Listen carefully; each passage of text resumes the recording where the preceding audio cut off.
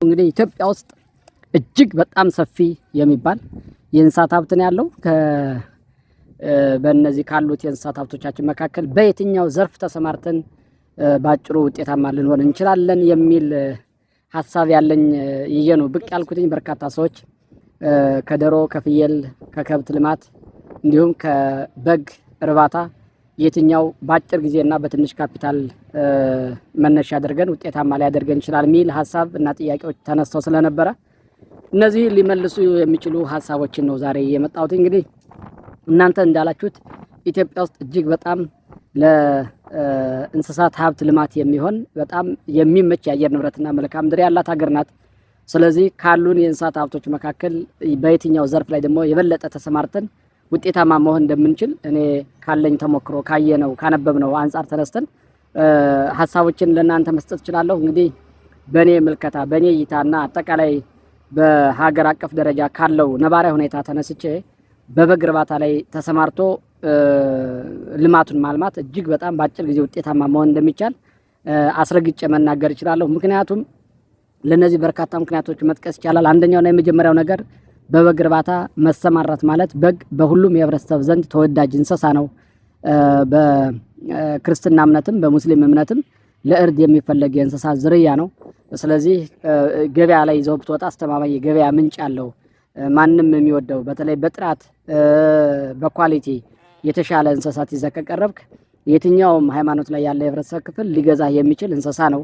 በበዓላት ጊዜ የሚገዙ እንስሳቶች መካከል የመጀመሪያውን ደረጃ የሚይዘው በግ ነው። ስለዚህ ከገበያ አንፃር ከወሰዳችሁት በግ እጅግ በጣም አዋጭና ትርፋማ ነው ማለት ይቻላል።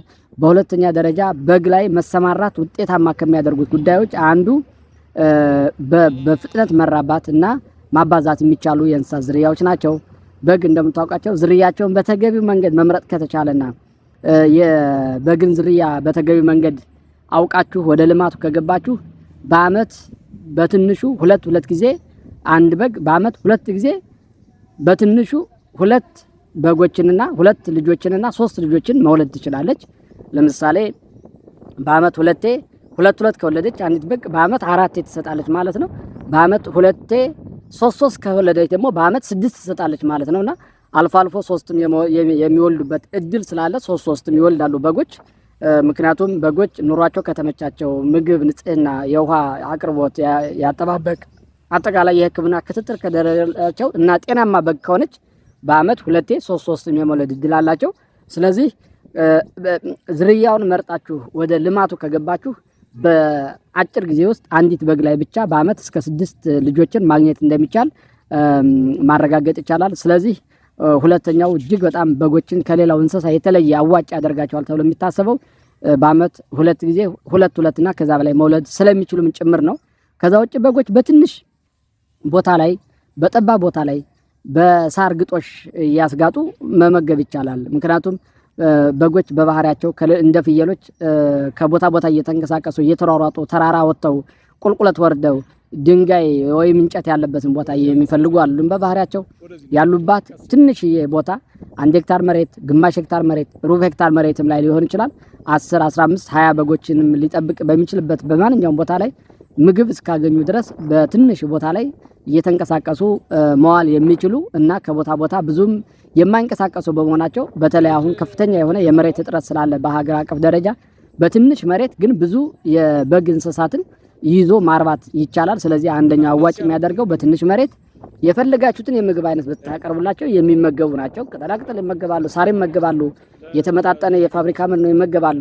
ስለዚህ ሁሉንም አይነት የመኖ አይነቶችን መመገብ ይችላሉ። ስለዚህ ብትፈልጉ በግጦሽ፣ ብትፈልጉ በመኖ አይነት፣ ብትፈልጉ በቅጠላቅጠል እናንተ ያቀረባችሁትን በሙሉ መመገብ የሚችሉ የእንስሳ ዝርያ ስለሆኑ በትንሽ መሬት ላይ የፈለጋችሁትን የበግ ቁጥር ማርባት ትችላላችሁ። ስለዚህ ይሄ በግን አዋጭ ከሚያደርጉት ጉዳዮች መካከል አንዱና ዋናው ነው ማለት ይቻላል። ከዛ ውጪ ለበጎች የሚሆን በቂ የሕክምና ክትትል የምናደርግበት በቂ የሕክምና መሳሪያዎች አሉ፣ መድኃኒቶች አሉ፣ ክኒኖች አሉ።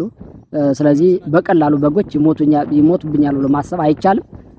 ያ ማለት በጎችን መርጦ ወደ ልማት መግባት አዋጭነቱ እጅግ በጣም ከፍተኛ እንደሆነ ሌላኛው ማረጋገጫ ነው ማለት ነው።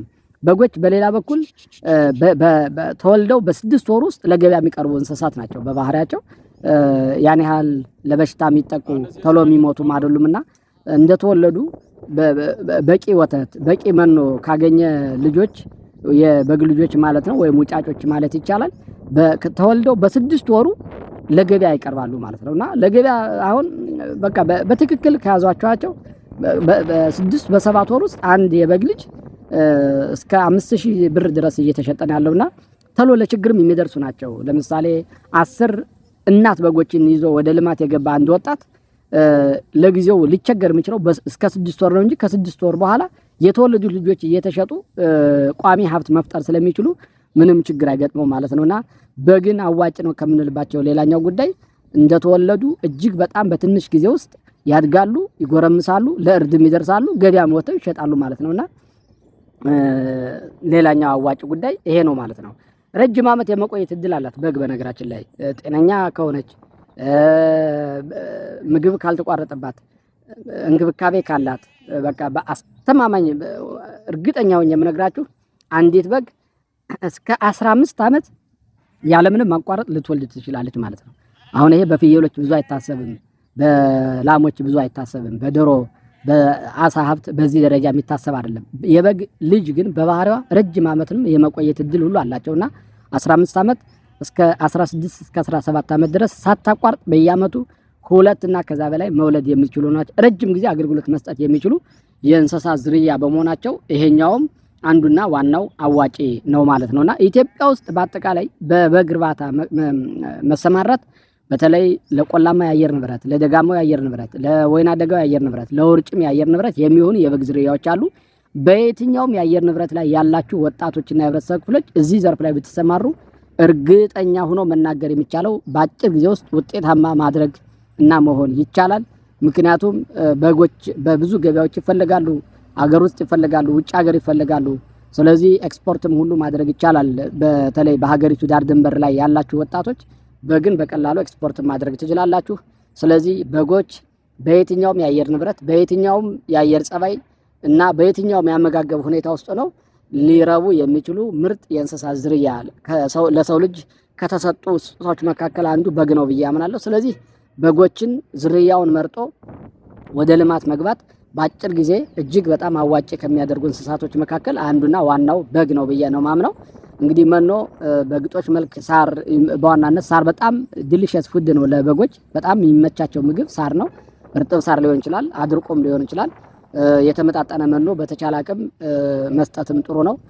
ወንዶችን ጎርመስ አድርጎ ደግሞ መሸጥ ቢያንስ የ3 ዓመት 2 ዓመት እስከሚሞላው ድረስ አቆይቶ መሸጥ አሁን ባለው ተጨባጭ ሁኔታ በትልልቅ ገበያዎች ላይ ከ15 እስከ 20 ሺህ እስከ 30 ሺህ ብር ነው እየተሸጡ ያሉት። ያው የወቅቱን የገናን የገበያ ወቅትም አይታችሁታል። እስከ 30 ሺህ ብር ድረስ ቆንጆ በግ እየተሸጠ ነው ያለው። ስለዚህ 10 ደረጃቸውን የጠበቁ ወንድ በጎች ያለ ሰው 300 ሺህ ብር አካባቢ ይሸጣል ማለት ነው አሁን ባለው ተጨባጭ ሁኔታ። ይሄንን ማግኘት ደግሞ እጅግ በጣም ቀላል ነው።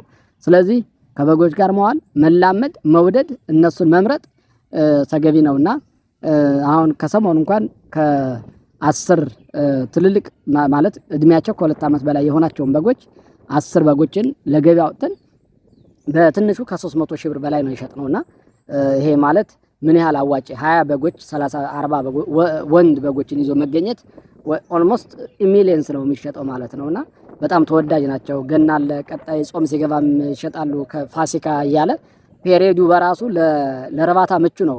ሁል ጊዜ ገበያም ላውጣ ብትል ያው ስለሚያልቅብህ ጾሙ ሲመጣ በግን ታረባለህ፣ ጾሙ ሲከፈት ትሸጣለህ። የሙስሊም በዓልም ሲመጣ ታረባለህ፣ የእንትን ሲልም ሲፈሰክም ትሸጣለህ። ስለዚህ አንዴ ጾም አንዴ ፍስክ፣ አንዴ ጾም አንዴ ፍስክ እያለ መሄዱ በራሱ ለበግ እርባታ እጅግ በጣም ምቹ ከሚያደርጉት ጉዳዮች አንዱ ስለሆነ እዚህ ዘርፍ ላይ ተሰማርታችሁ በእርግጠኝነት ውጤታማ የማትሆንበት ምንም ምክንያት ስለሌለ በፍጥነት ወደ ልማቱ ገብታችሁ የልማቱ ተቋዳሽ እንድትሆኑ በዚህ አጋጣሚ ለመንገር ነው። ለጊዜው ግን ከልብ አመሰግናለሁ።